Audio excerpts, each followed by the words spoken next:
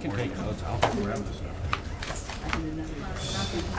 What is it, on the, We'll get it done. on the printer? And good I evening. think we should pay you more, but you know now. It is Tuesday, August 28th, and 7 p.m. I'll call the meeting of the Stow Board of Selectmen to order. Do I have any public input on a matter that is not on our agenda? And seeing none. Chairman's comments, just a few things. I want to note for everyone that Boars is having an annual river cleanup event on Saturday, September 15th from 9 to noon. I think it's a wonderful opportunity to get out on the river and do some good. If anyone is inclined to volunteer, the phone number is 978-369-3956. I have a note that there's still one at-large seat on our Town Hall Restoration Committee. If anyone is inclined to serve on that, that's a committee that was recently formed to help guide the restoration of Town Hall and have some input on its future uses. A very important committee and important for that jewel of a building in our town center. I'm hoping and I assume that on the town's website is a full description of it. If anyone's interested, I'm sure you can just contact the Selectmen's office and we can help you figure out who to let know that you're interested. And I do want to remark on the passing of Mary Cutler, who was Stow's Minuteman Vocational School representative from 1987 to 1993, and was one of the people that we rely on all the time to volunteer at town elections and town meetings. It's people like that and other volunteers who help hold our town government together, and I just want to remark on her passing and ask for a moment of silence. Thank you. All right, and next, excuse me, I reach, Mr. Fox. If we could go to the minutes of our last meeting of August 14th. Mr. Chairman. I had a couple of very small items. And I apologize, Maureen, I didn't get a chance. I usually give you any comments I have earlier. These are really small things. They're exactly the kind of thing that I usually take care of earlier. Under the discussion vote on the permit for Bike for the Woods, page 1, the second line says, Mr. Salvi disclosed he also acts as a chair of this event. It's really as an organizer. I don't think there really is a chair. Okay. Page 2, our joint boards meeting with the Board of Assessors. The second line says that the vacancy occurred due to the untimely death of a member. I think we should name Rick Connolly of untimely death of Rick Connolly, comma, a member of the Board of Assessors. And finally, this is a real nit on page 3. Oh, no, you're gonna get it. I got it. Fourth paragraph. Oh, Mr. Hawks wants to do it. Go ahead, Mr. Hawks. Third I know it- paragraph. Oh, we got two. Third different- paragraph, Okay, so in italics. I got fourth. No, I'm Third on the other one. one. Fourth paragraph, not in italics. Okay. Third line. Again, I just looked for my name. Mr. Salvi said he was not in favor of the motion. The word of. Oh, okay. And Mr. Hawks has something on the same On page. the same page, the paragraph 3, it reads nicely, but I think we should correct it. All other, on third line, all other articles would get bummed down. Having to do with marijuana, so maybe we want to correct the spelling on that. And That's a nice catch. And I have one on page 4. Well, I have the Please do. Good. page 4, because it has to do with Lake Room. I always look for Lake Room names. Third line, we'll be allowing a comment period from residents. I'd like to insert the words "in November," as I stated at that time, that would be that date. And add a sentence to read, any changes in boating regulations require both Stow and Hudson town meeting action and state approval, so that it doesn't appear that whatever we do Mhm. as a local board is the final stop on the. Thank you, Oh, Mr. And one last one. Mhm. In same paragraph, part-time librarian Olivia, no last name. Last name. Sedlund, How do we spell that? Sedlerlund. That's it, thank you. Thank you. Mr. Burke? On page 1, at the bottom, we took a vote to close the public hearing. I think all votes have to be recorded.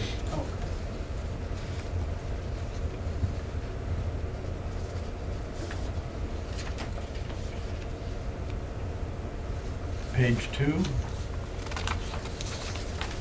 Last line of the first paragraph. It was the selectmen and assessors present voted unanimously. Mhm.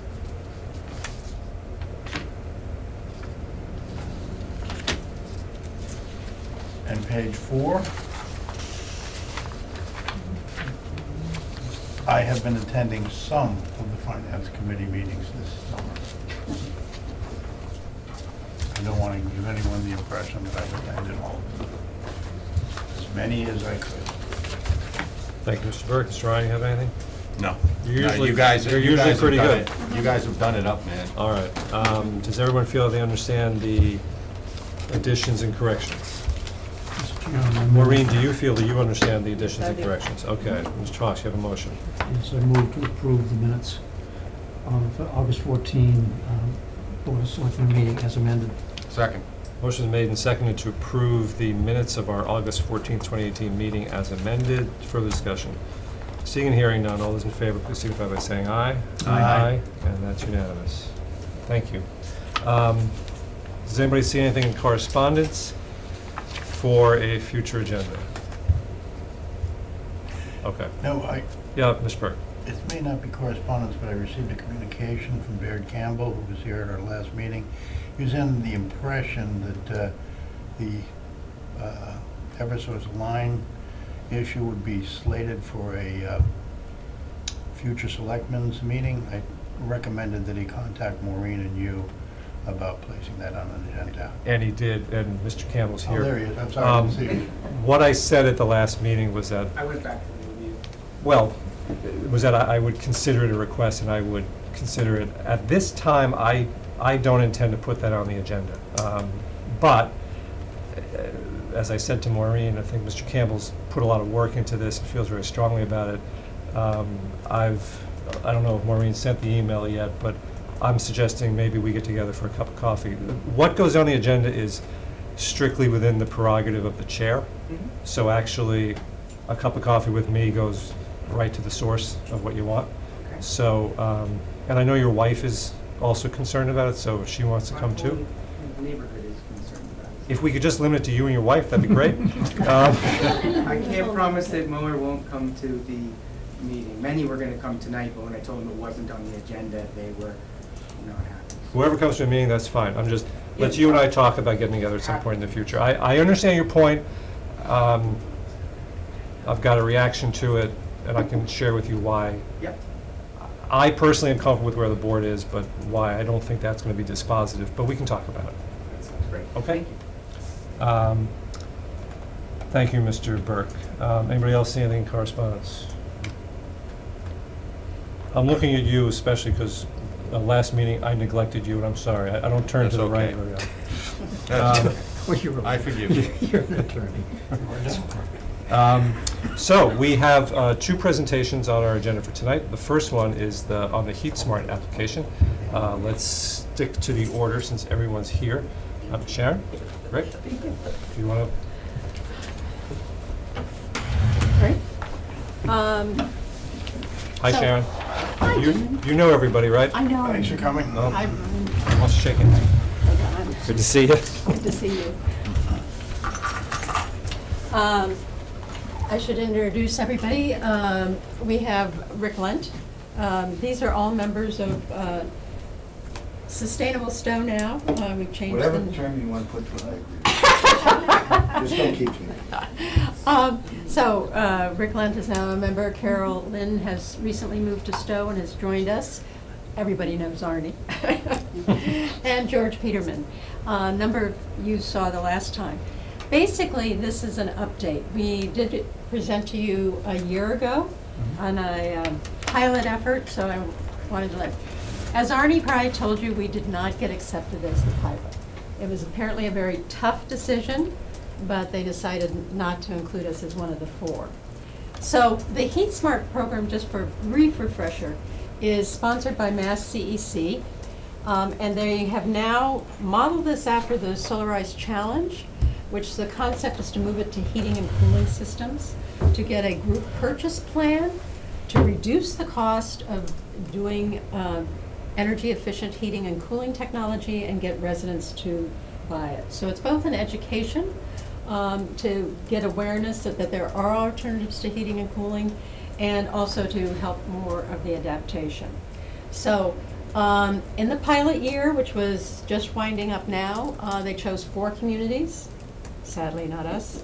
One happened to be Bolton and Harvard.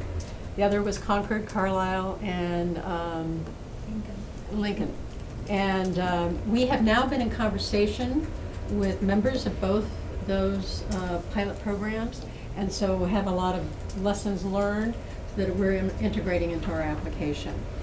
They're now soliciting for the 2019, and this time they're going to select 6 communities. And this time, we're partnering with Hudson, and I'll explain a little bit more about why we chose to partner with Hudson a little later. Just to quickly review this, again, I said it was a successful Solarized Mass. That's what it's modeled after. Again, they're selecting 6 communities. They will have a HeatSmart municipal rep. Thank you, Bill, who has agreed to be ours again, and a coach. And we have 2 coaches. I'm going to be the coach, which is basically the facilitator, make sure the meetings are happening, get our volunteers and really orchestrate it. And Arnie, as you can imagine, is our technical coach. One of the things that they will do is they will give us $9,000 to each of the communities for marketing costs. So that would be a bonus, so we can make signs, we can make banners, we can maybe put some ads in the Independent, do this to really publicize it. And here are some key dates. The deadline for the application is coming up. It is September 16th. We internally want to schedule for the 15th so that we can have all our ducks in a line. They will announce again in late October if we're selected. Then what will happen is, once selected, we will go through a process of selecting installers, and then January of next year, it will start. We'll have a full press campaign. We'll introduce the installers to the community. And then we have about a 6-month period to get people registered for this program. You've all seen these before, so I don't feel I need to go into what a heat pump. We've chosen 2 technologies: air source heat pump and ground source heat pump. So I know that Jim has the heat pump, the library has a heat pump. We've just done it through Green Communities to the police station. So it's just getting the air, the temperature of the air to heat the home, and then you reverse the process to cool it. Given what this summer was like, we think there may be a potential for a lot of heat pumps coming in. And that was, again, it's lower cost. It's become very efficient, so we can do it in cooler climates. And the big goal is that heating is a real greenhouse gas hog, and so we want to reduce that. Just wanted to, as we had said last time, you know Stow, very supportive. Yes, they're very supportive of green environment and that type of thing. So we've protected our open space. You know, that very successful buying of the 2 farms, and we have green community designation. This was electric heating costs.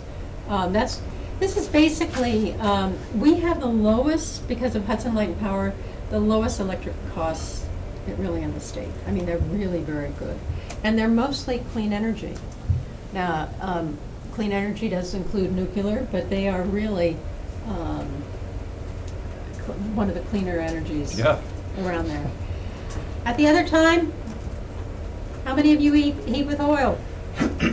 Okay, we already know what those costs are.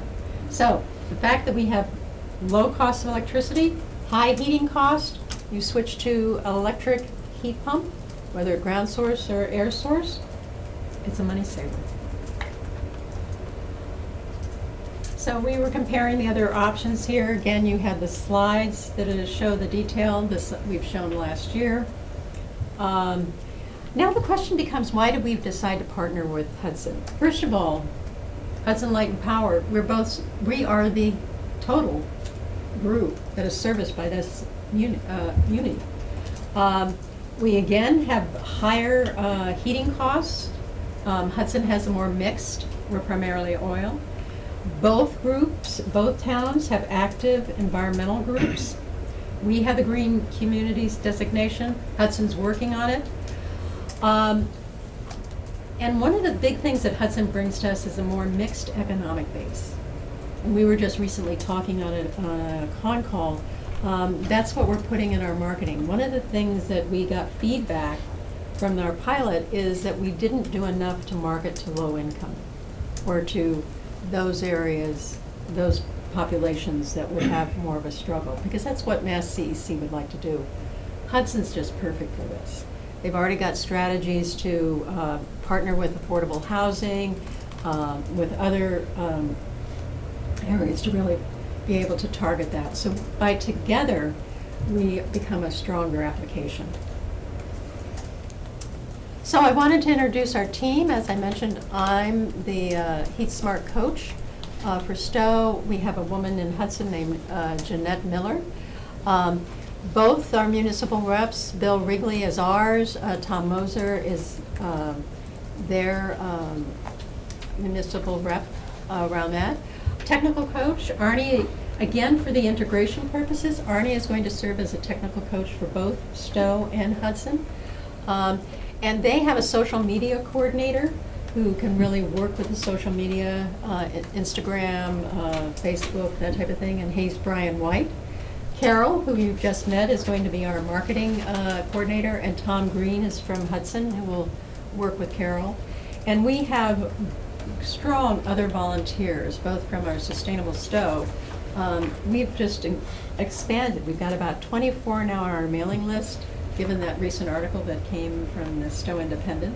And Green Hudson has had regular, has a large group of volunteers for that. So, what is our request? Yeah, sure. Your request is for support. Well, our request is for support. We really would like a letter from the Selectmen to say that you support this program. I sent you a copy of the letter that you sent last time. And it's just, what it does, it will really strengthen our application because it shows we really have town backing. This isn't a isolated group who just thought this would be a good thing for us to do, but we really are working with the town to get that support. So I know I rushed through this really quickly, but given that we went more detail last time, but if you have any questions, certainly. Mr. Hawes. Just to clarify, when you said $9,000 per community, is that 9,000 total for the two towns since you're partnered, or 9,000 each? If you get, there's something else? Well, they'll do it they do it in stages, but it's up to $9,000 based on what we do, but it's for each community. For the grant for the two communities? For each community. So For each it's up to Okay. 18,000. Right, for a total. Right, But total. 9,000 would go to. Yes. No, Hudson, and absolutely. 9,000 would come to Okay. us. That's fine. Mr. Burke? Yeah, just a couple of questions, but before I do, prefatory to those, it's a wonderful presentation. It was a great effort last year. We missed it, I think, by inches, or I'd like to think that, and appreciate your getting back up to the plate and taking more swings. Now, for my questions. First off, These heat pumps, and perhaps you explained it to me last year, Arnie, and I've just forgotten. Do the heat pumps go outside the houses, inside the houses? Just a nuts and bolts question. Have you seen mini splits? No. I mean, if it's outside the scope of your... No, it'll be a mix. discussion, No, you get a unit that's outside, but then you'll have in the wall, you'll have another unit, depending on if it's a room, and then they can do full scope. Arnie, would you like to give more detail? Yeah, for the so-called ductless mini splits, there's an outside unit that looks like your outside air conditioner, and then there's one or more inside header units that there's now different form factors for them, but typically they go above a doorway, above a window. They also have whole house units that will replace an existing whole house air conditioner that integrate into your current HVAC system and use the existing ductwork. So that's another option for air source heat pumps. Are And they- they both provide heat as well as, And they both provide Air heating and cooling, correct, right? Because I think we have those units already, but you're saying replace the air conditioning, would they be effective? If you're, and they're a very effective air conditioner. In fact, most people, it turns out, buy either a ductless mini split or a whole house unit initially for the air conditioning. They use their existing oil heat, if that's what they have, as a backup unit for heating, but most people then find that it really doesn't have to be used that often. And it, it's a good question, because if you already have an outside air conditioner for your home and you have the existing ductwork, most people would look at it and say, how many more years have I got left in this unit? Would it be a good idea now to invest in a whole house air source heat pump that would do both heating and cooling and be a very efficient air conditioner as well as provide most of the heating for your units? Thanks. I'm sure when you market the proposals to Stow and Hudson residents, you'll explain that in more detail. I just wanted to get a handle on it. Could I add to that, just because I have the outside, the outside unit is very small. It's nothing like the condenser unit that you'll have with your typical full house air conditioning unit, and they are surprisingly powerful. We have two. We have, I don't know if it's a whole house unit, but it's maybe a half house unit in our living room, and then we have one in the master bedroom, and it cools the area down very, very fast. I'm always surprised at how efficient it is. Brian, that's a really good question, because one of the things that's in our marketing plan is the fact of education. People knew about photovoltaics. I mean, you see the panels up on the wall, but all of a sudden this heat pump, we talked to someone who was fairly knowledgeable. What's a heat pump? So we really understand that from a marketing point of view, we're going to be a lot of education. And we're also, similar to what we did with Solarize, we will be doing demos. So, for example, First Parish has at least half of the building with in a heat pump. And so we'll be, having those demos where we can invite people in so that they can see it.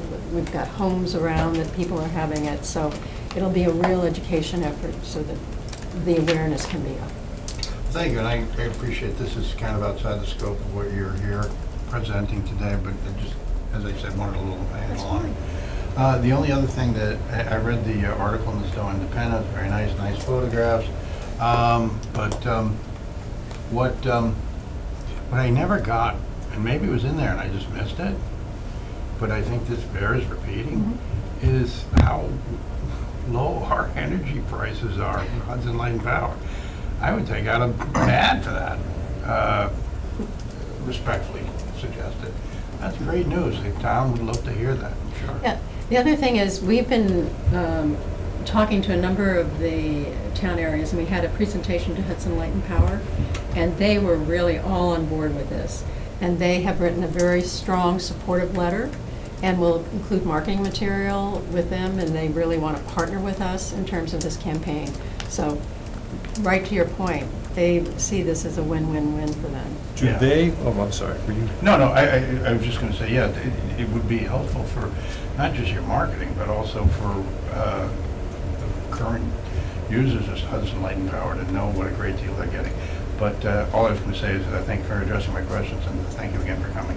Sorry, Mr. Chair. So one of the attractions of Solarize Stow was that there was the possibility of certain subsidies if you installed solar. Are there similar subsidies available here through either Green Communities or HLP? HLP does have rebates. They're probably not as, we're working with the board to see if they can increase their rebates, but that's going to be something that we'll find when we get the when we are successful in our application to do that. And we're looking at possibly working with some banks for no-cost interest loans. Okay. I would imagine also that if there's enough interest, they can probably try to cut a deal with the installers, which is what you did with the solar, correct? That if you hit a certain, I'll call it critical mass, you then got discounts, Right. which is always helpful. Well, the difference between the solar program and this program is, and we've already seen it, because we've had 3 vendors into our house looking at it, it's a custom installation. So there's, we can help them with the marketing piece, but they've still got to really show up and spend time figuring out how to install it in each given house, because of the nature of all of the houses are different. So that the cost savings to the installer aren't the same as the model that we had with us. So that's affecting things. But the thing is, I would imagine providing 50 live leads of people that are very interested has got to be worth something to them. Right. Well, this is something we can do when we Right. select select the installers, to be able to talk about their flexibility in terms of costs, in terms of those BTUs or therms, that we were going to get something similar. The more therms or BTUs that they install, then they'll lower the price. So, and again, when we select an installer, one of our interview criteria is going to be, will they be willing to work with a bank to talk about low costs or zero interest loans? Because it really needs to come through the installer. That's what we just found out in terms of bank working with the, providing those. Any other questions, or are we ready to? Well, I just wanted to make a comment. I don't see any downside to this, only an upside, and I really appreciate you guys putting this forward. So that's a good lead-in to, just to emphasize something that Sharon said. We did support this program last year. It's a great local initiative, as Brian reminded us. It was denied, but our impression certainly was that it wasn't denied by much. And I remember that we encouraged the group to go back and try again. Here they are going back and trying again. So, assuming that we, in a few moments, vote to support, which I'm fairly confident that we're going to. As you saw last year, our letter of support just had Maureen's signature. It was like a clerk's letter saying that the Board of Selectmen took a vote. Maureen took the initiative and prepared a different letter this year with all of our signatures. It shows a little more enthusiasm. So, with that said, do I have a motion? Mr. Chairman, I move the Selectmen vote to support Stow's application to the HeatSmart program sponsored by the Mass Clean Energy Center and the Mass Department of Energy Resources, DOER, by the Sustainable Stow Group. Second. Motion made and seconded to support Stow's application to the HeatSmart program presented by Sustainable Stow. Any further discussion? Mr. Wrigley. Just want to add, I think it would be beneficial, and I don't know whether this was done last year or it wasn't, but contacting Kate Hogan and getting support from her, both in writing and orally through channels, is always helpful. Absolutely. We had a letter last year, and I talked to her already this year. After the primary, she's going to adjust her letter, and because we're partnering with Hudson, and send it. But thank you. Totally agree. Yes, please. Further discussion on the motion? Seeing and hearing none, all those in favor, please signify by saying aye. Aye. Aye, and that is unanimous. and we are passing around, how many copies? Two. Two? Two. I want my colleagues to note, I brought my own pen this week. I take a lot from my colleagues, but not having a pen because I'm all electronic. So, very proud of myself. Walked out of the house and went back and got a pen. I suppose I've got one more question right now while they're signing. Arnie, are you gonna be pushing for this for the town hall? Well, I did send an email last night, I don't know more. I haven't read it yet. I tend to take, I understand your reservation. no. Are you gonna be pushing for it? I think it would be something worth considering. I've sent a letter putting my hand in it. No, but Email. I'm talking the. He called me for the town hall. Do you think it would be applicable? Yeah. Thanks. Thank you. Should I just take this with you? Oh, I'd love to. Okay. Thank you very much. Thank you. After seeing Thank you. that fine Thanks, system in the everybody. basement last night, I'm like, oh. Please let us know. Please keep us updated. Okay? We will. And we wish you the best with it.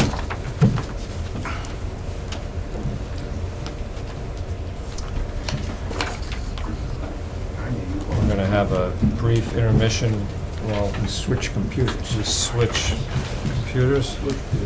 Next item is an update from our library director.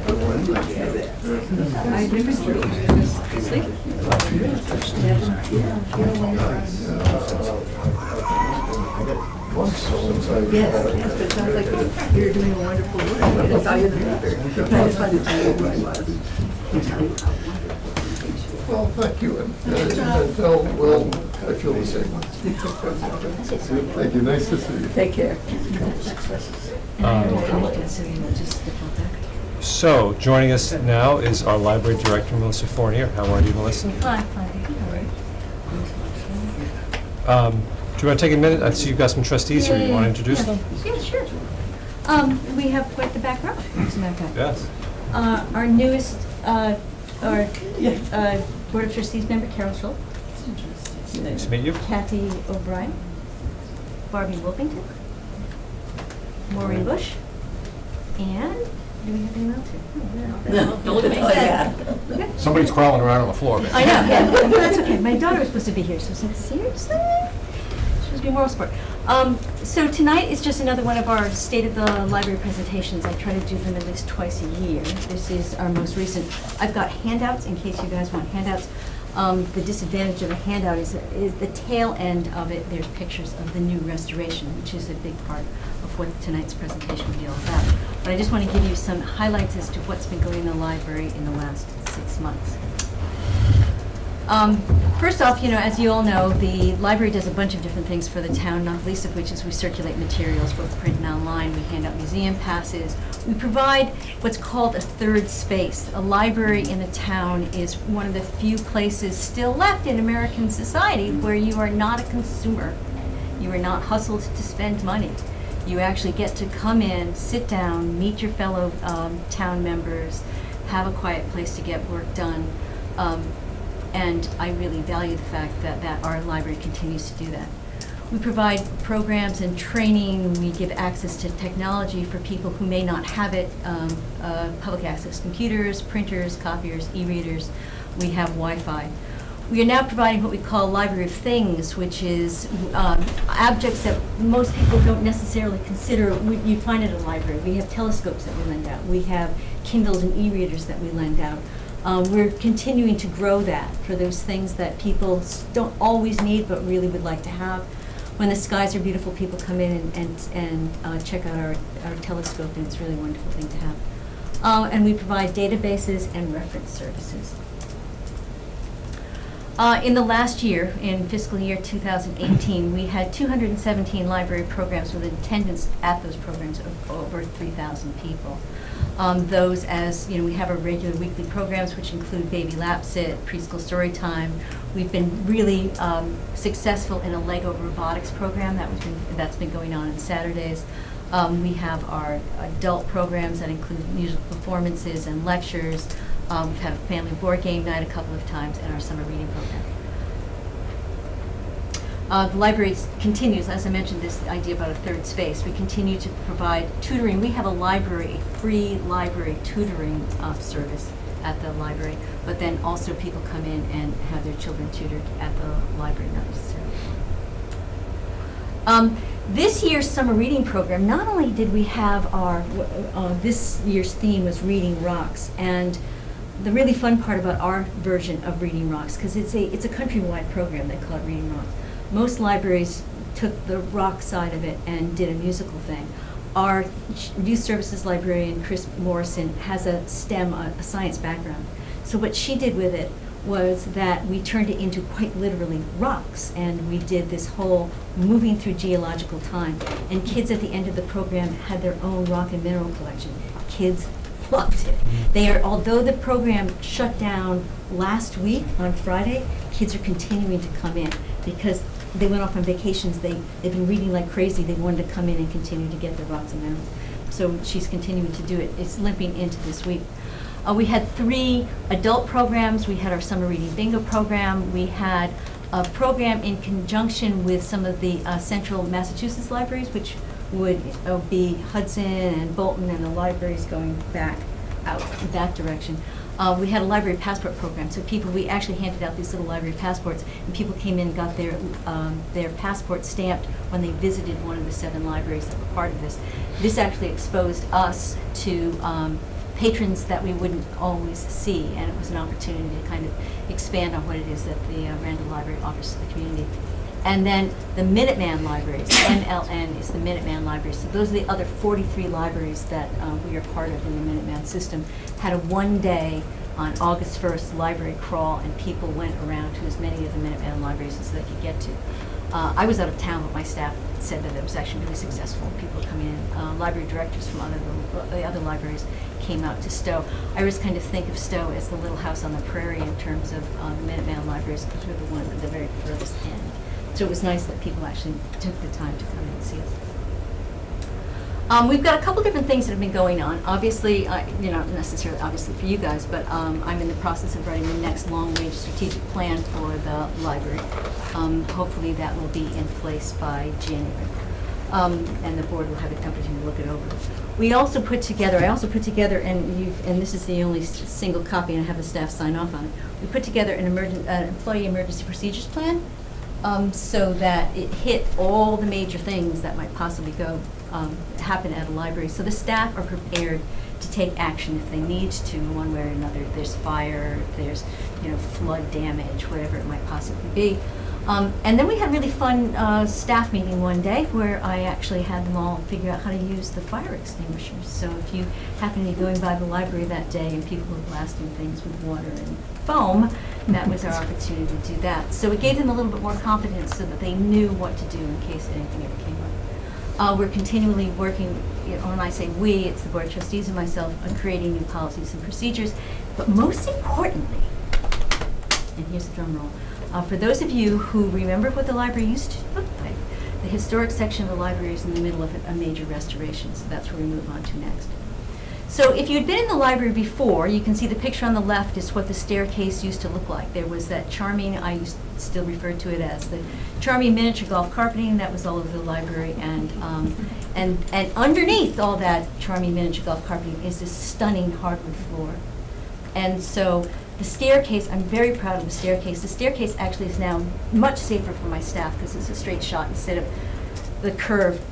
The only place that we really have for major storage is up in the attic, and there's a curved staircase that comes down from the attic, and then previously it hit this additional curved staircase. If staff members are coming down the stairs with their hands full of boxes and things, you really cannot see where your feet are on those stairs. So I was always waiting to hear the big crash when the bodies hit the floor, right? Now they have an opportunity to come down that curved staircase that goes up into the attic, kind of catch your bearing, and then there's a straight shot down. So not only does it actually aesthetically fit the feel of a turn-of-the-century Victorian structure, it actually provides much more safety for my staff. The floors used to be this, like I mentioned, this charming miniature golf carpeting. The baseboards in that presentation room were completely eaten up because the only place we had to store chairs were these big plastic blue chairs over the years, they had chipped away at the baseboards. The baseboards are now replaced, and the hardwood floors. One of the nice things about the hardwood floors, there were sections of the library that were either part of the 1970s structure leading into the bathrooms. That was actually from the 1970s. And then in front of the curved windows was the original staircase leading into the library. So there was no flooring under there because that's where the stairs were. So the general contractor who worked with the architect, Wendell Colsall and Associates, had actually worked with them on a program previously at the Essex Town Hall. And he had salvaged original antique hard floorboards, and he cut them down and he used them on our project. So the floorboards that needed to be replaced are actually antique floorboards, which are great because the grain in that wood is much tighter, so it's actually harder. And the look of the wood and the condition of the wood and the color of the wood matches the floorboards that were originally in the Randall as well too. One of the other things we did is we changed the paint color. It used to be just all white. They had a historical preservationist come in and drill into the walls, figure out what the original colors were. It was sort of a battleship gray in the presentation room. It's now much more sort of blue gray, and in the other parts of the library, it's this salmon colored with a cream colored roof. Or ceiling. I suggest you come over and see it. It's absolutely stunning. So this is the condition. That's the exact same corner of the room. So that's what the condition of the floor was like before, and that's what the condition of it is now. The windows were in really bad shape. You could not open them. The weights and the ropes had split over the years. It was not atypical for me to go upstairs and one of them would have dropped and shattered a window. They were falling on people's fingers. The poor guy who came in to do the tests on the windows, it fell down on his hand. He left bleeding. Now they actually are functional. The woodwork around them has been all cleaned. We're still waiting for the exterior storms to go in. That will probably be a couple months from now. That's going to have UV protection on all the glass. So this is, left-hand side, once again, what the library looked like before. On the right is what it looks like now. One of the things I want to point out is one of the things that we designed, which were not part of the original restoration plans, but came sort of to my attention as we were going through it. As I mentioned before, one of the biggest parts of our library is that we don't have any storage. So now in that curved structure, over on the top picture over to the right-hand corner is sort of where that tower was. It used to have these 1970s kids shelving units in it, which were not very functional and certainly not very aesthetic to the original design. Edmund Green came in and built us window seats in those corners. And you can lift them up, lift the tops up, and you can have storage underneath there. I'm telling you, this is going to be one of those places where you're going to find people sitting in the sunlight reading all the time. So not only is it really functional for my staff that we have additional storage, but I'm sure that patrons are really going to take advantage of that space. This down picture in the lower right-hand corner is the staircase. Unfortunately, I took it when they were still doing some sort of construction, so those are some of the bags, the garbage bags we've done. But that's what the staircase looks like from the side. And you can see the cream-colored paint on the left, and then that sort of blue-green on the right-hand side. It's really lovely. One of the outstanding parts, and they say that they're actually going to put them in. I just got the email today that they're probably going to start installing the light fixtures. So this is me being snarky, so bear with it, right? It's the miniature golf carpeting, and it's the George Jetson lighting that used to drive me crazy. The lighting in the library is very modern. Over the last couple of years, they've been having to go on eBay to find light bulbs that would fit those.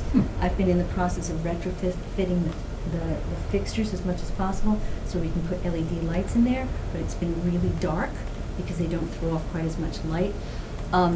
Now, with the new lighting, it's going to look like Victorian gas lamps, chandeliers, but they're going to be all LED. So they're now all on dimmers, so I can adjust the light in each section of the library. So if there's a meeting in one place or a presentation in another, we can adjust the light accordingly.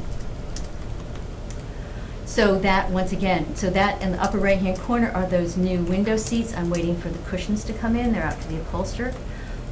Left-hand side is those beautiful floors. And then the lower right-hand corner, in the meantime, between the photos being taken, The original antique carpets were up stored in the attic. I had them cleaned and reconditioned, and they're now, there are 2 carpets. One is in that big presentation room. Pompanesett Mills made us a library table to mimic the one that was originally in the library, so that table ahead in that lower right-hand corner picture is the new library table with the original antique chairs around it that have all been reupholstered. The other carpet is in what's called the Whitney Room, and so the Whitney Room now has that secondary carpet, the original table, and the existing library chairs around that. Like I said, 3 projects still need to be done. The light fixtures hopefully will come in sometime this week and they'll get installed. There's a ramp that goes out to the patio off the 2nd floor that the GC has to make another version of. He's going to use those antique floorboards that he salvaged from the Essex Town Hall and make a ramp that actually fits in with the floorboards better than the previous one did. And I just want to thank everybody who helped out with this. Without the support of the CPC, we would not have been able to fund this. The Randall Library Friends Association and the Second Century Fund have been really instrumental in, let me get that for a second. You can kind of see them in that lower right-hand corner photo, off in the right-hand corner. There are now 2 big bookshelves with glass top areas that we can have art displays in that we can lock up, and down below are now lockable storage areas for the staff. The Randall Library Friends Association and the Second Century Fund were the ones that funded that, so it didn't come through the town. Stow Community Chest and the Cultural Council have always helped us out with programs, so some of those 217 programs that went on during the last year were thanks to the Cultural Council and Community Chest and the Allen Stephen Fund. And the Library Trust, there's no way we could get the books from the library if not for the Library Trust. So if you'd like copies of this presentation, unfortunately the photos, which are the best part, don't come off very well in the copies, but feel free to get a copy if you want to. Do you have any questions? Thank you, Melissa. When I saw the 2nd floor last, it was before the floors were refinished. And it really does look amazing. And those window seats weren't, so those window seats are in the turret. Yes. And believe me, when the sun comes in the afternoon, like people walk up and just stop. Because it's this wonderful natural light area to sit in. Now, obviously, we're still going to have, in that area, we're still going to have the preschool story times that are going to happen. We now no longer have the circular tables because they were really getting kind of shaky and in bad shape. I purchased a couple of rectangular tables that are like kid size. We're still going to have the kids' chairs around there and still use that area. So when parents are watching their children while they're there in their preschool story time, they can sit in that curved area. There's also an antique bench over to the right-hand side. So let's just remind everyone that that was paid for through CPC, Community Preservation Funds, which certainly does come from taxes. It comes from an excise tax, but it's sort of a savings fund for conservation, historic preservation, and affordable housing. So when town meeting appropriated the money for the restoration, it did not increase the tax levy or the tax rate. Any further questions? It's also leveraged by. And it is leveraged. We get a match from the state. Not as much as it used to. It used to be like 100%, but we always get something from the state. So it is leveraged. Did you have any other comments, Mr. Ryan? I think it looks great. Any Really, other I questions? encourage you all to come over and look at it. It's really nice. So that's a question. Is it, I know you're planning a grand opening, Yes. and I know the date of that is roughly October right now. It's but- now because, there was a kerfuffle about the lights and the ordering the lights and the getting the lights in and the finish on the lights and whatnot.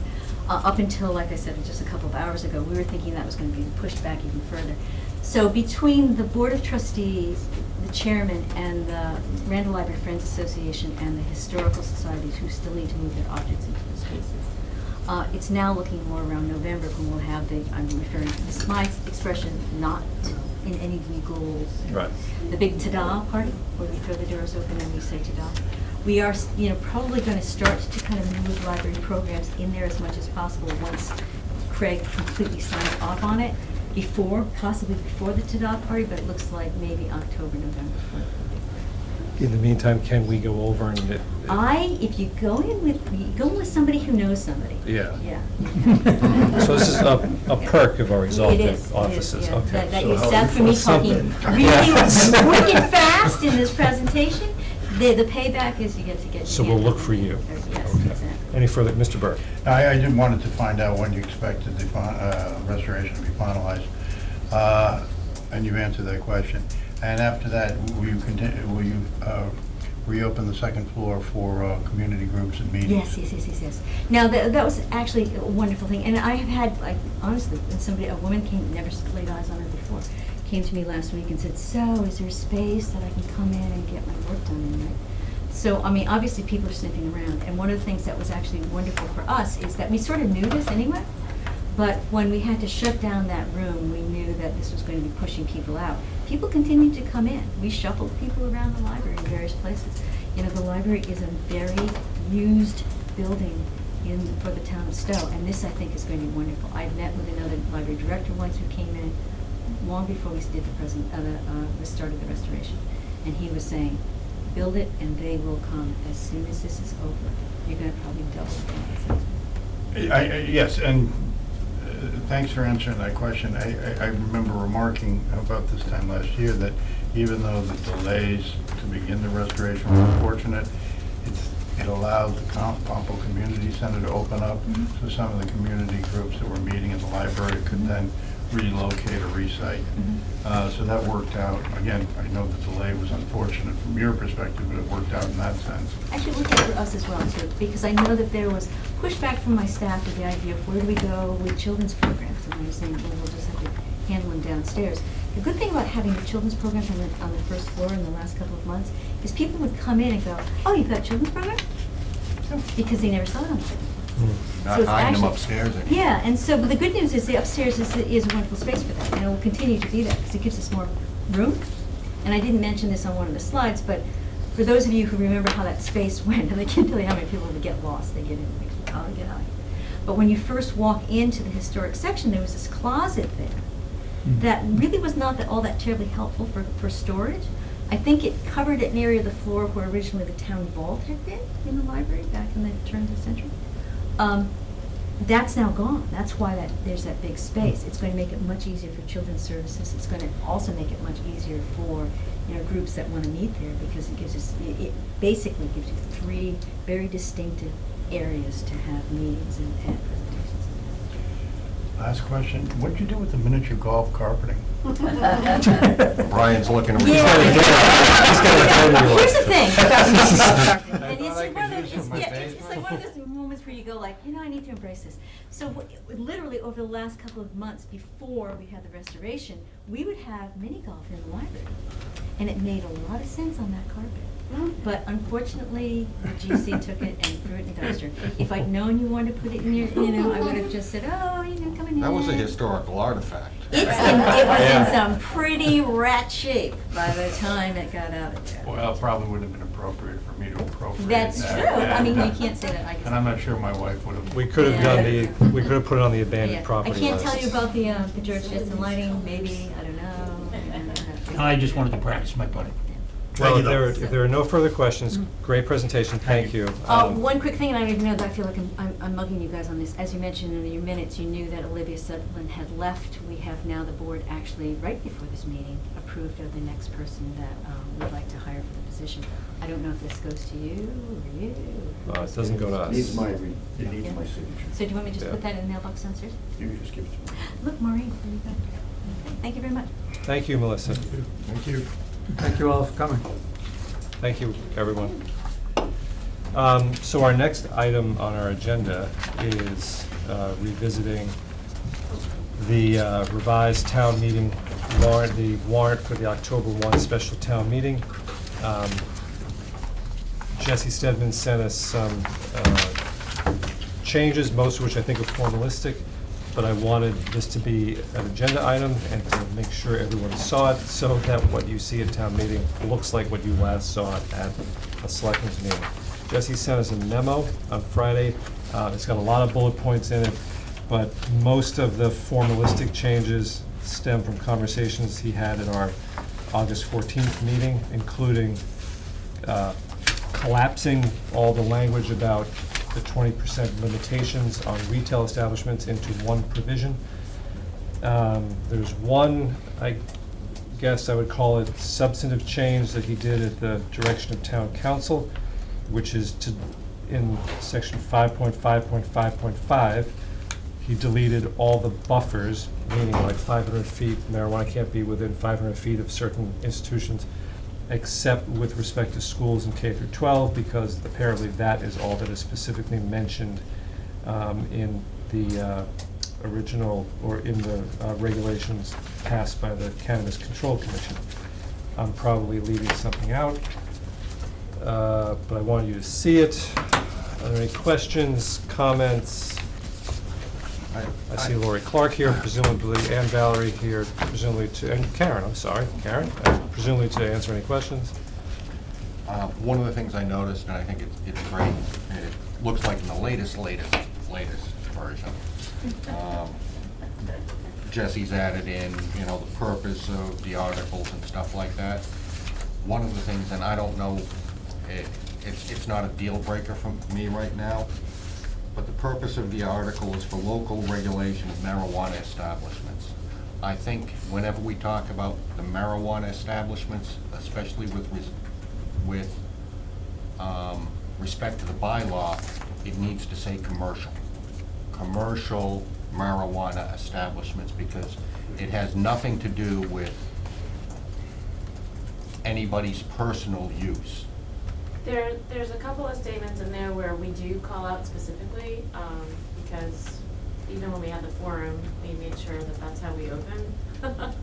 I don't know that I would call it commercial, because we have different districts, and one of them is commercial, which is different than retail, so if you say commercial, And it's just a semantic thing, but it is. Right, I look at I know what commercial you as mean. being, and I think that's gonna be a very, very important thing to keep hammering on people Yes. at town meeting, because I'll bet at the end, somebody's gonna get up and say, but how's this gonna affect the 3 plants I've got out in my backyard? I think any presentation that we do has to open with that, just to like push that aside so that you get people to focus. Yeah, and I don't know whether commercial, you know, because I consider the commercial just any type of, you know, paid activity, and that's the only thing that this Correct.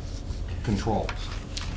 So, Mr. Ryan's very valid point notwithstanding, I just want to say, I read I thought the planning board summaries had been revised somewhat, and they just seemed clearer to me. Now, maybe it's the second time I'm reading it. No, we spent a lot of time on it. Okay. a lot of time Yeah. working on how do we make this more relatable. Yeah, I thought you achieved a lot of success there, so thank you. Other, Mr. Burke? Yes, I take Mr. Ryan's point, and I think it's a good one as well. I just would run it by town council, because I can't remember all the particular enumerated uses, commercial, but I don't know if they're all commercial, industrial.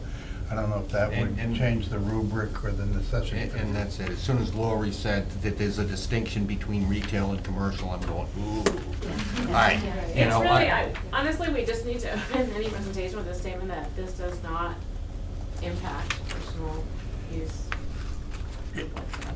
I think the chair will probably open it up after after the selectmen have a chance.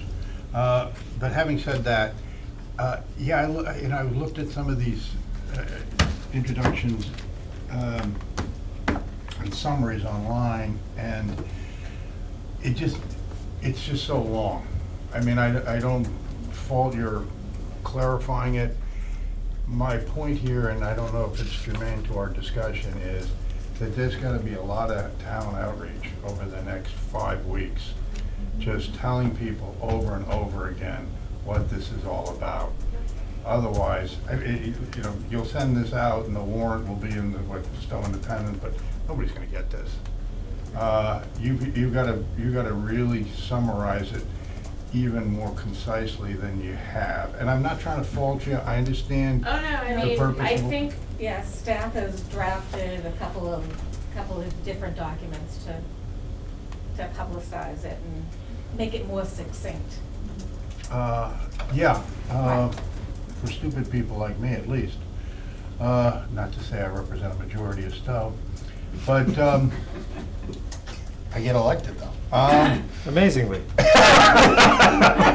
it this evening, perhaps. At least up until now. I'm not running it yet. Anyway, yeah, I'm glad you're doing that.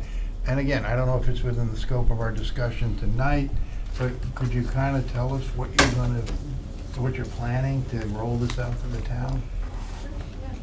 So we do have a few other documents. I'm not sure if they were sent to all of you, but we have frequently asked questions document that will be available online with all of the warrant articles later this week, perhaps tomorrow after this discussion. And then we also have another document that details what your yes vote and what your no vote means for each of the articles to try to clarify this even further. So we will be publicizing all of these documents on the Stow town website. We'll be linking to it from our Facebook page. Our public hearing for the zoning articles is going to be on September 11th, I believe at 8:15 p.m. 8:15? Yes. We have another public hearing ahead of that. Is that here? That will be upstairs. If we do have overflow in that room, we have also reserved town hall, so we may be walking across the street. You anticipated my question. That is the night of our meeting.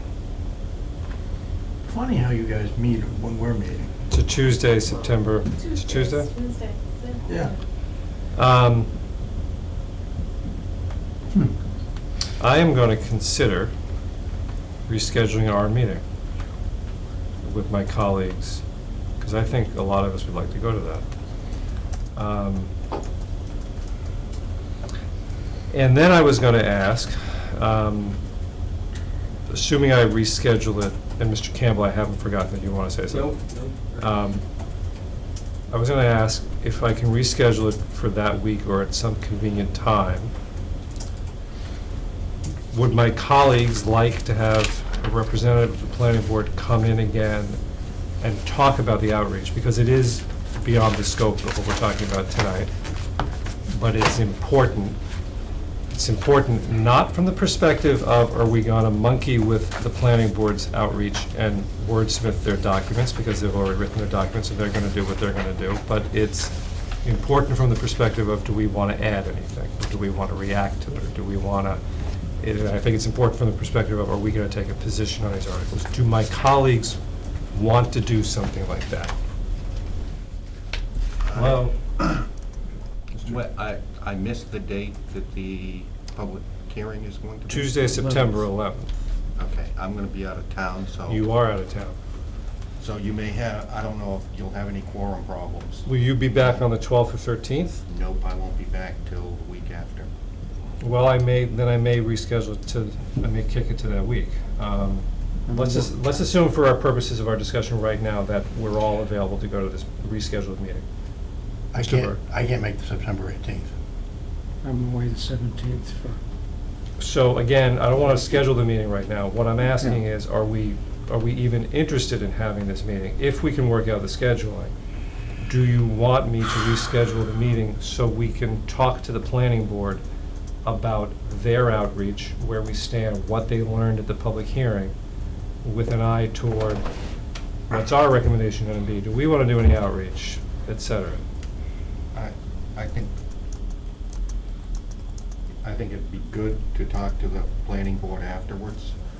I also think that it might be beneficial for us to have taken a position, which I think we support the zoning article, so that the planning board can say that we strongly support the,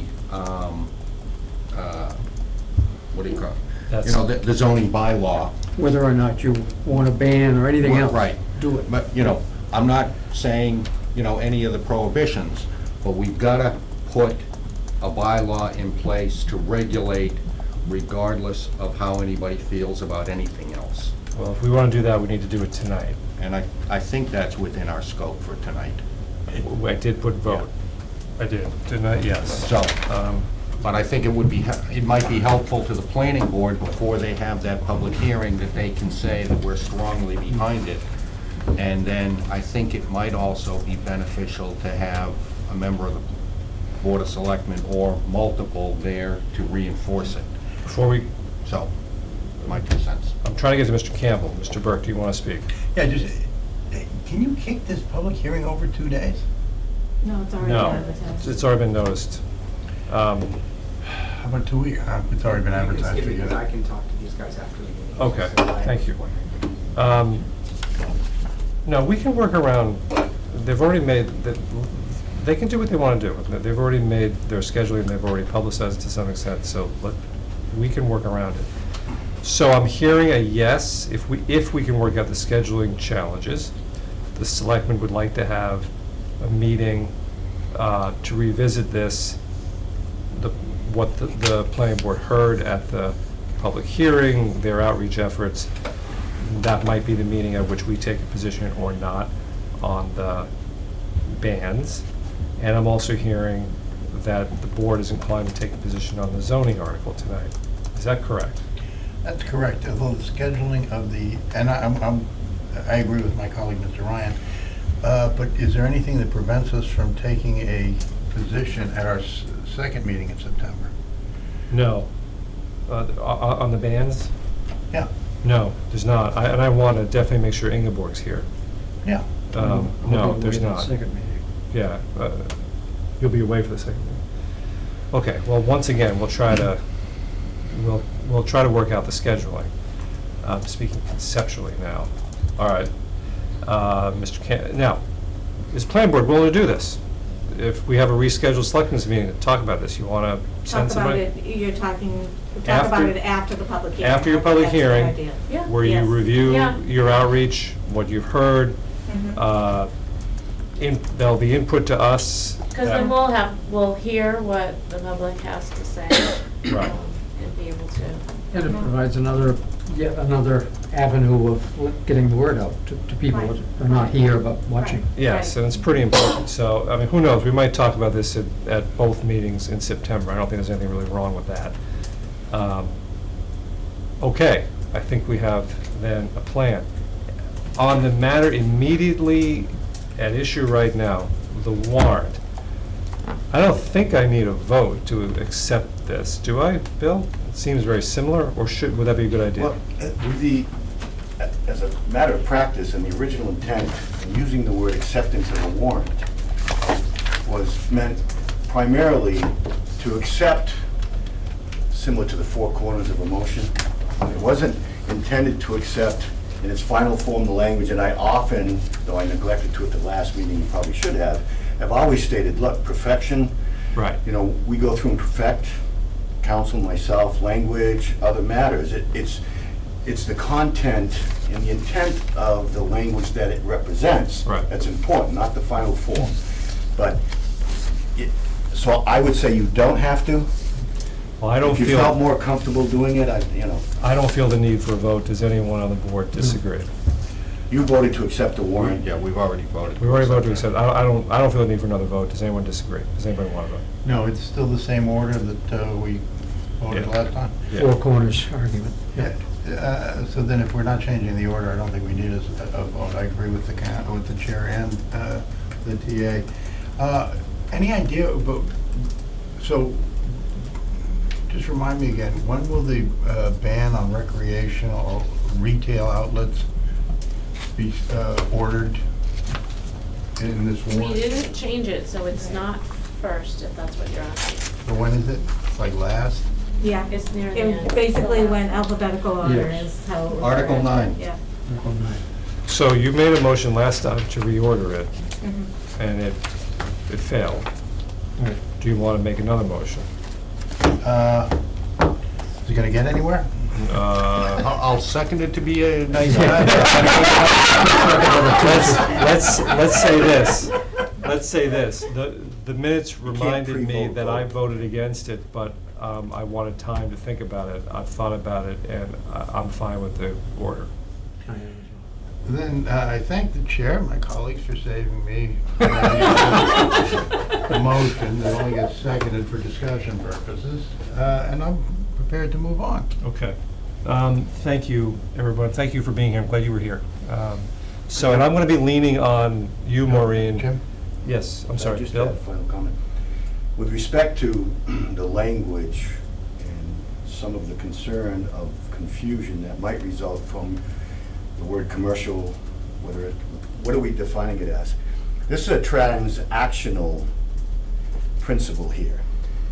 It's a business transaction, that's what this relates to. I would use that kind of terminology because I think generally people will understand business transaction Right. as opposed to commercial, and then does that include retail, or is it a zoning issue? Or I would work that kind of language in, because I think more people will understand it. And that's why I was thinking, if there's any way to massage that not in the In the language, opening? but in the, Beginning of your summary. the In the beginning of overall the summary. purpose of the Okay. article, right? You know, I know that we're on a very short timeline, and I don't want to introduce more confusion or legal issues if John has already done it, but I think that's easy to do, just in the Business first zoning paragraph. bylaw. You say That's not part of the for-profit bylaws. and non-profit marijuana establishments, comma, not personal use or cultivation. I mean, we can come up with business Yeah. language, but I think even saying not Not personal personal use use. is, Yeah. I think Yeah. both is Mhm. good. Yeah, I know you've got it footnoted as not personal use. Right. I suggest moving that Right right to the up. top. Right up Yes. to the. Only, Okay. it does not affect in any way personal use, Yeah. then this is a business Business, zoning bylaw exactly. to address and yada, yada, yada, but I agree with Mr. Okay. Wrigley. So I think we've reached consensus. Thank you. We have to get on with our agenda. Mr. Hawes. Get back to Tom's point. Did you want to propose a motion tonight on encouraging, you phrase it, I don't think we need a motion. no, on that. to It's- say that we support, fully Oh, I'm sorry. support Yes. Article 1. Yes. And I'll leave it at Article 1 and call it a day. I move the Board of Selectmen endorse and recommend to their fellow citizens the adoption of Article 1. second, Motion made and seconded for the Board of Selectmen to recommend recommend in favor of Article 1 on the warrant for the October 1 special town meeting. Any further discussion? I just want to say, I apologize, I thought what you were talking about was a motion on the planning board's wording of No, their... no. Further discussion? Can I just, a friendly amendment that we strongly support it? Not just that we support it, we strongly support it. Strongly support. Is No anybody- sacrifice is And- good for the perfect. If anybody's got a Took us problem with 20 that, minutes I'll- to get to this one. Yeah. Yeah, I don't think adverbs help, Mr. Ryan. No, okay. With respect. Okay, so on the original motion is I'm gonna think you have a business Mr. interest. Hawes. Ooh, I'm not starting any meeting. but this will be good for their purposes at the hearing. But I also would encourage, no matter who's here when we do it, that having taken this position, that we as a board at town meeting present something, a brief expansion of that idea. So I think I want to save that for when Ingeborg's here. I am fairly confident that Ingeborg, like the rest of us, would support Article 1, so I'm comfortable going forward with that tonight. That's all I'm talking about. We got to. At town meeting, say that at one of our previous meetings, we voted strongly to support that, for reasons underscored already by the Okay, planning board. so all we're voting on is to support Article 1 right now. Yes. Correct. So, any further discussion on that? Seeing and hearing none, all those in favor of supporting Article 1 of the October 1 warrant, please signify by saying aye. Aye. Aye, and that is unanimous, okay? I'm sure at least one of us, probably more, will be at your September 11th hearing. Great, thank you. And we'll probably, I think it'd be good for us to stand up and say that we voted in support of Article 1, Right. okay? Wonderful. Thank you. Thank you. Thank you. And thank Jesse and Valerie for all your hard work. Yes. And the rest of you too. Thank you. And I'm going to be leaning on Maureen and maybe Bill and maybe Valerie to help with what obviously are going to be some scheduling challenges between selectmen. I was gonna also ask if the hearing is at 8 o'clock and we have a small agenda, could we meet before? Yeah. It's true, you could meet for an hour before. We could do that. Let's work all that out. That, I don't know what Ingeborg's schedule is going to be like. She has difficulty getting here earlier. Be there, huh? You can go home early that I night. can meet at 2 o'clock in the afternoon now, guys, so I have plenty Well, I of won't be time. offended if I'm not. All right, and now, thanks everybody for that, and now we have the town administrator's report, so you're on. We do.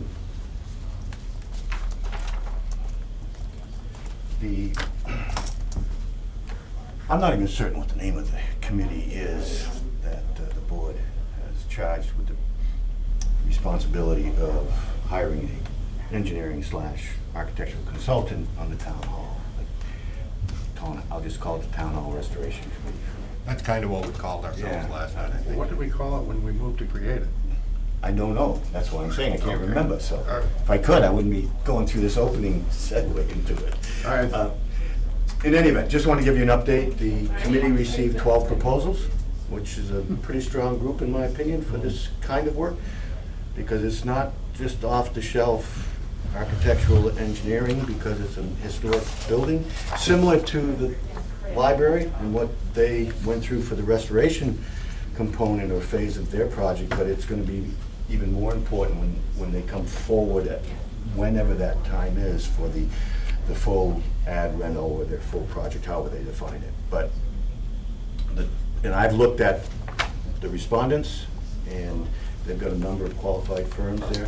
That committee now will go through an evaluative process, shortlist from the 12, conduct their own interviews, grade out and rank the preferred firm, present it to us. This is the process we follow regularly for these matters, and then come to you if you were to accept their recommended firm, allow me to negotiate the contract, complete the work and go forward. Essentially, the scope of services involved here will involve some pre-design development, because I think what will be critical driving the rest of the design development will be the existing conditions report. As you know, we had those same reports done when we had the 3 separate building committees back in 2012 for the library, the fire station, and the community center. Because I walked through the town hall just recently with Doug, and there's some substantial, I'm going to be gracious and use deficiencies in the structure.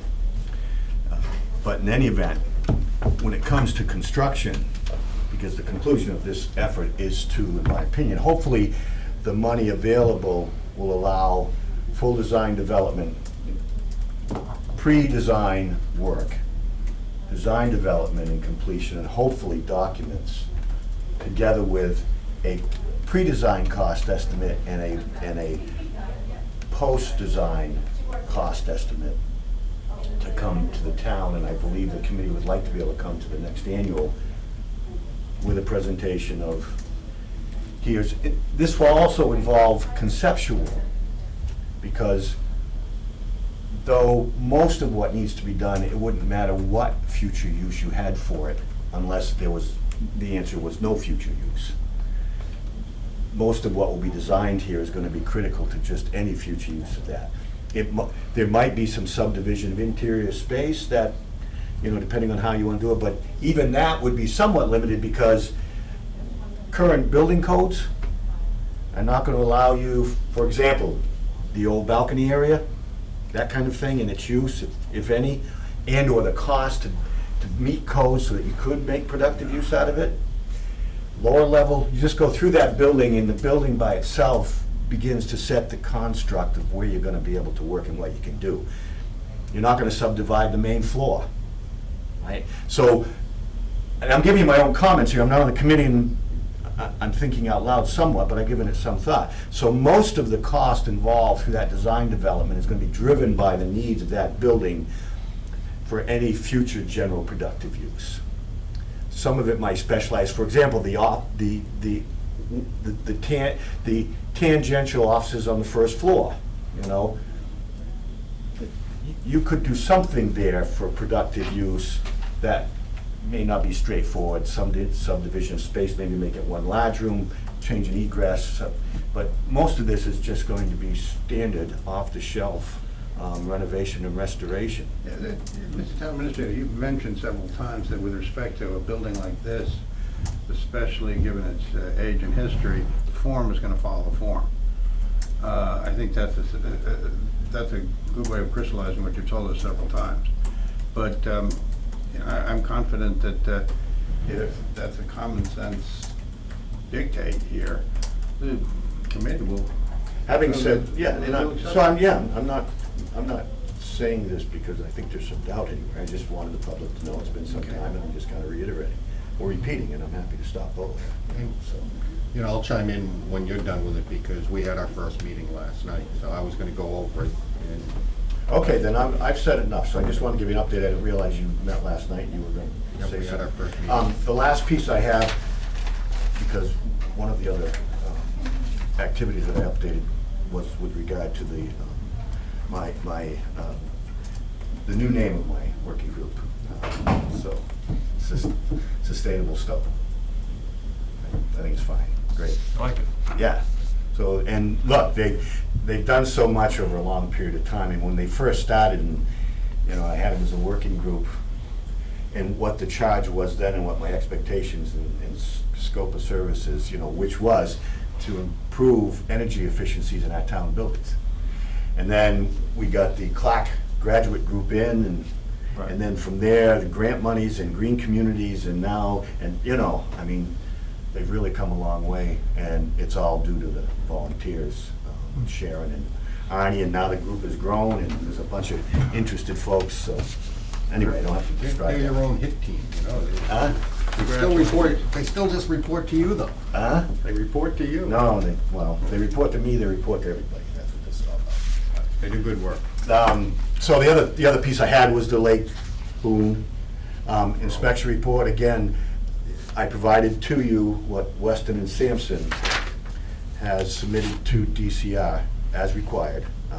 Because the dam has now been identified and defined by DCR as in poor condition, because that's classification.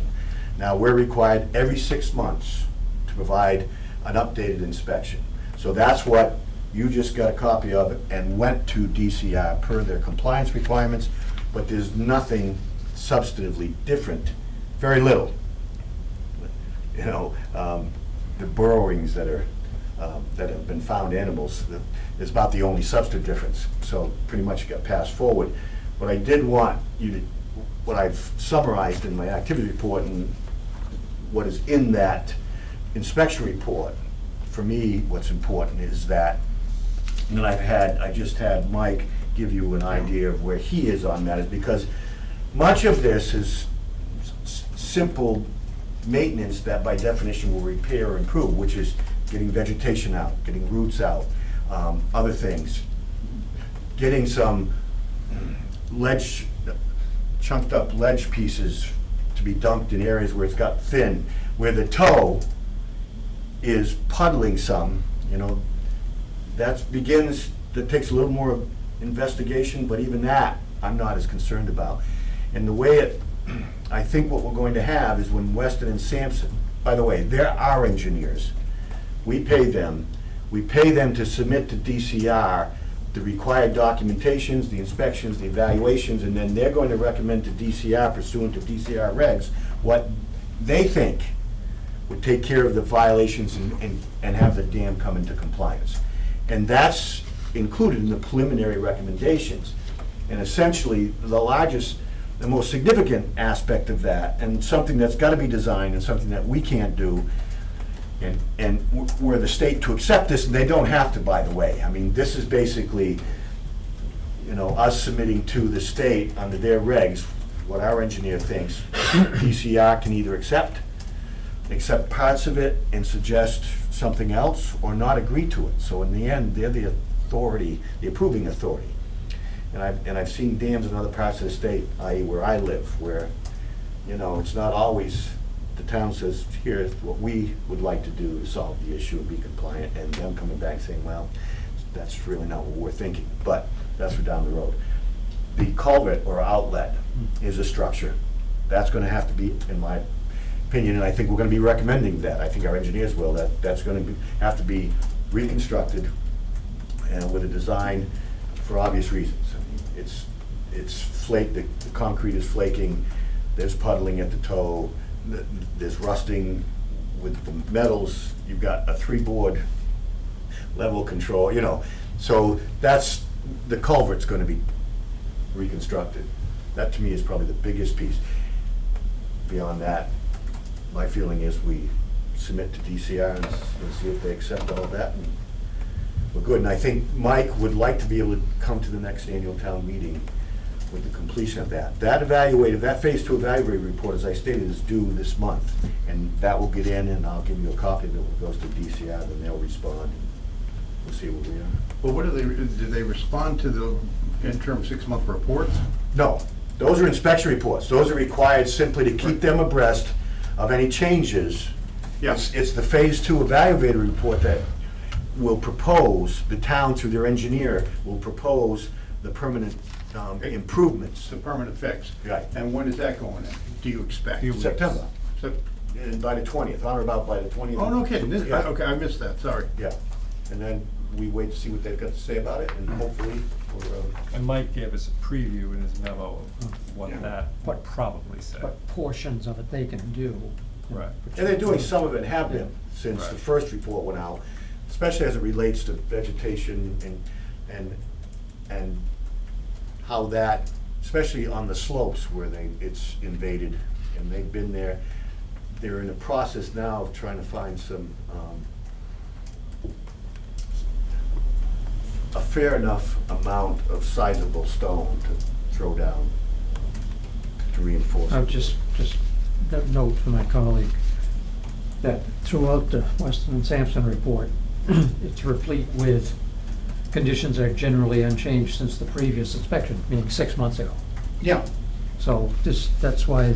No, I had missed I had missed the point that we were gonna get in our recommendation to DCR this next month.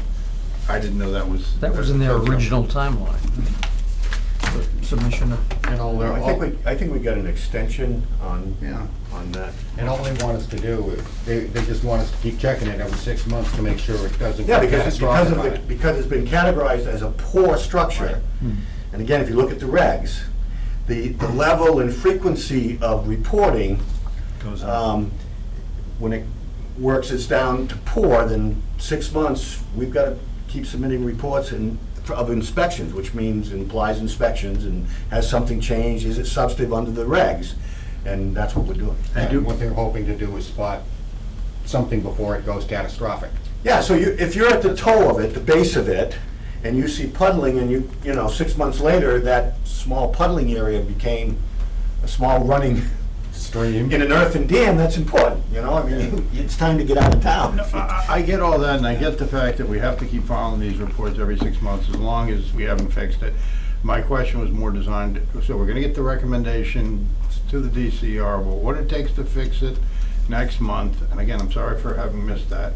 How long do you think it'll take? Will we get the DCR's response / approval before town meeting in next May? Yeah. I mean, it's the state's intent to move aggressive on particularly earthen dams, as you can imagine.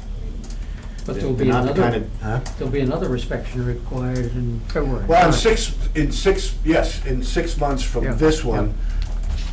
Even though we're in process of moving along. But what I think will happen is there'll be a discussion about that, and rather than have us go through it, if we've submitted and they're agreeing, or we're close to an agreement on what the permanent, and we're gonna be there in May getting the money or attempting to, Save the I would money. be surprised that if they required us to actually, fill out that whole multi-page thing. Good. Unless, observation tells us it's worsened more quickly than you thought. Right, and what we'll be hoping is that some of the stuff that Mike will do will alleviate some of the problems, so that, Well, he's stabilized. I mean, if you can stabilize under these conditions, that's the important thing. It buys time until you can find, but it's the evaluative phase, because then you get into the hydraulics and the hydrology and the things that you can't see that aren't obvious. So this report will have that substance that you don't have now. Right now, it's what's in plain view. So this evaluated phase 2 has got the hydrology and the hydraulics and other things that, and survey, because, you know, the eye might see one thing, and all of a sudden you put a survey to it, and you go, shoot, something shifted. Or you see a woodchucker shooting out of a hole with water following it. So anyway, Okay. we're doing what we're supposed to, and right now, there's no reason to believe it won't come out reasonably well and painless. All right, thank you, Bill. Anything else? Everybody objective, Bill heads off to the friendly town? The only thing is, if he wants to hang around, it'll be short and sweet, but I can add to what he had mentioned about the town hall building committee, in case he's So, interested. If why he's don't we not, s- he can cruise. So why don't we start? Well, I don't the- want to offend anybody, but if you're doing this for my benefit, I'm good with it. Yeah, why don't we just do liaison report? Thank you, Bill. I think we're fine. Drive safely. Let's try to keep it brief, gentlemen. It's after 8:30, it's still August. But we will start with Mr. Ryan. We did have our first meeting of the town hall restoration committee, we'll call it, last night. We're still an at-large member short, but everybody on the committee or the 6 members of the committee that are there already have reviewed the documentation. I think we have a consensus. We've already cut the 12 down to 6. We'll be having another meeting next week, and hopefully we're gonna get it down to 4, and then we'll call people in for interviews. So we are marching along.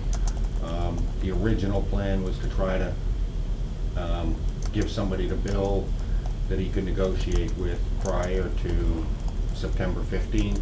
Timeline just isn't gonna work for that. It's probably gonna be more like the end of September. But, you know, that, and we all took a tour. We went up in the attic, we went down the basement, we saw the heating system. We saw the pile of rocks that this heating system is sitting on. You know, we saw some of the issues.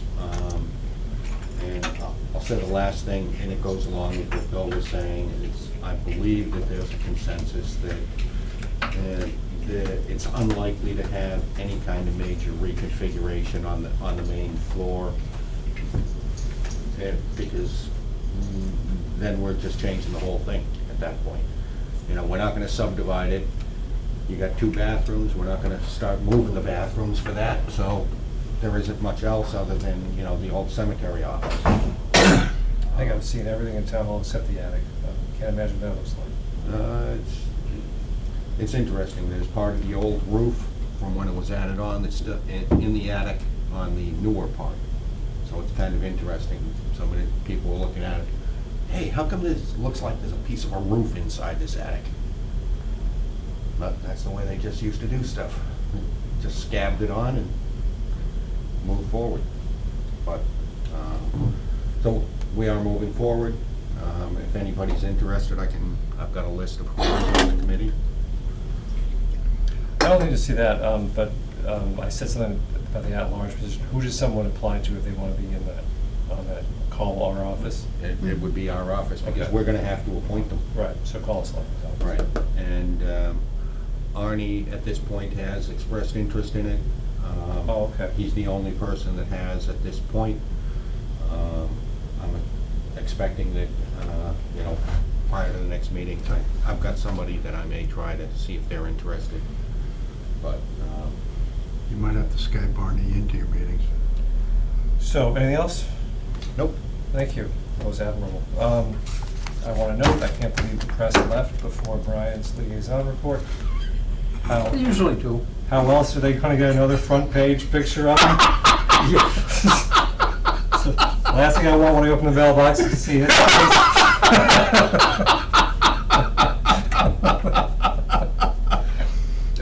2 things. The planning board's lower village subcommittee had its first meeting. I'm on that, and it's an interesting committee.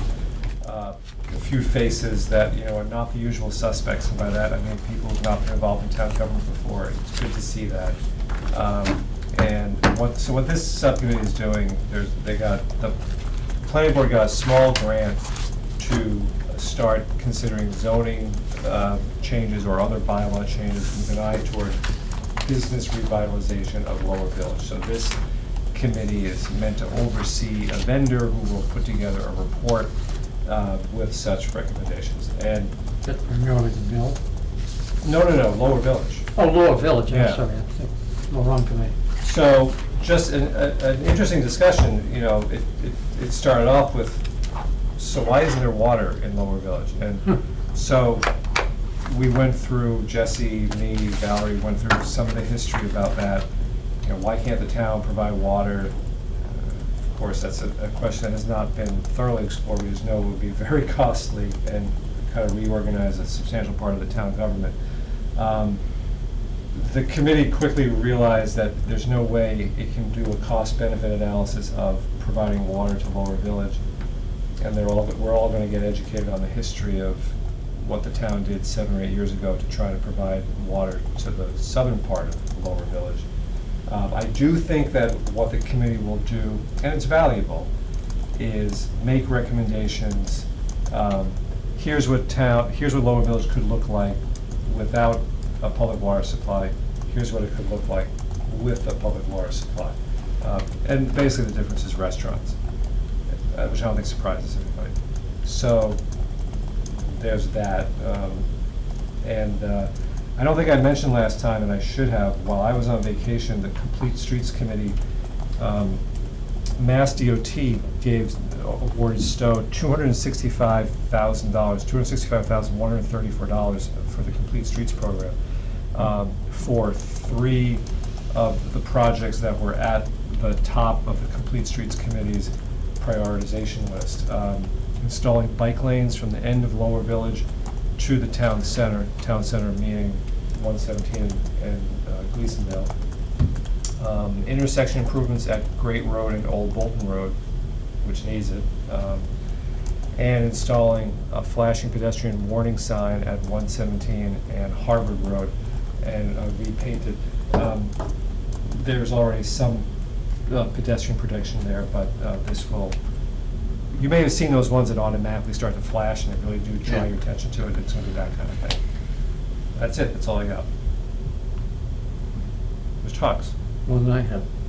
Okay. Mr. Burke? Lake Boone Water Carnival was this weekend. Oh, yeah. Sorry. Come on, Don. Huge success. I heard the concert went really late. The music boat always goes late, because it's so popular and people do shore parties and the boat is encouraged to stop and play, and it's always, we do the best we can. We alternate between the first basin and second basin as to who gets it last.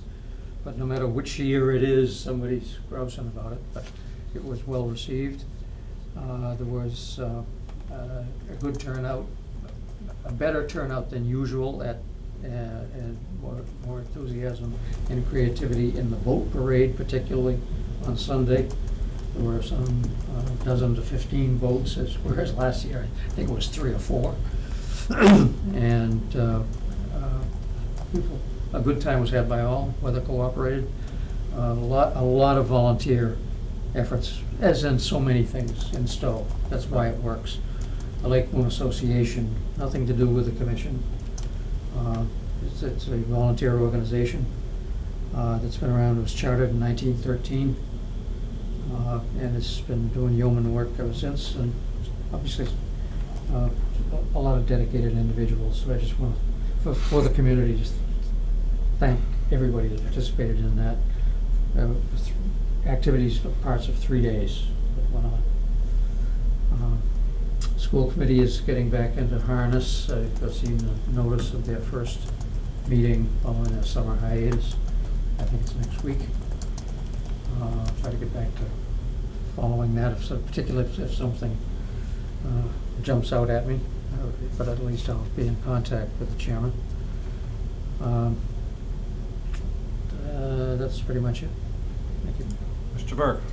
I got bupkis, but I am trying to deal with trying to figure out how to react to the chair's odiferous jealousy. Move to adjourn.